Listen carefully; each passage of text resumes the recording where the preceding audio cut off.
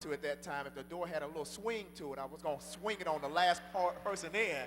But I said, no, that wouldn't be Christian-like. And I could always blame it on the fact that the oil was too loose in the door, and maybe the hinges were a little too loose. But I knew that it would come across in my facial expression that this sucker didn't even say thank you. I was reading a story the other day, and it was talking about this shipwreck that went on, that happened back in the 1860s.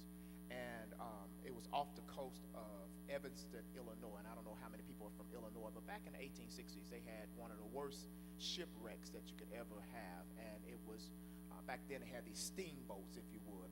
And this steamship capsized with over 600 people aboard.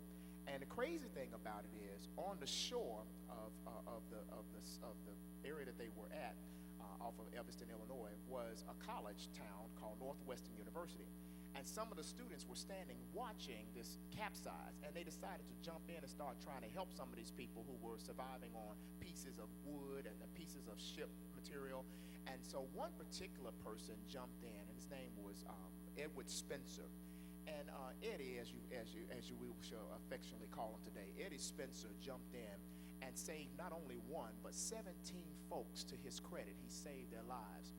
And a reporter, about a good 40, 50 years later, wanted to capture what had really happened on that day. And so they met with Eddie Spencer, who they had written up in the paper that same day.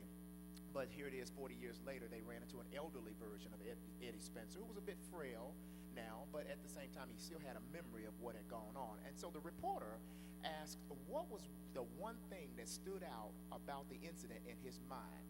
And Eddie Spencer replied, I remember that of the 17 people that I saved that day, not one of them ever thanked me. He said, and I thought it was strange because the very first person I pulled when they were going down for the count of three, I actually rescued them and saved them and pulled them ashore, and they sat there on the shoreline and didn't say a word. He said, well, I thought maybe they were caught up in the moment. You know how sometimes you get caught up in the moment and you really don't think to say anything out loud. You're just in shock. He said, but then I realized when I went back and got the other 17, and all 17 were sitting on the shoreline, sitting there. He said, and I was walking by, and I know they recognized me because I was the one that saved them from dying. He said, but not one looked me in the face and said thank you.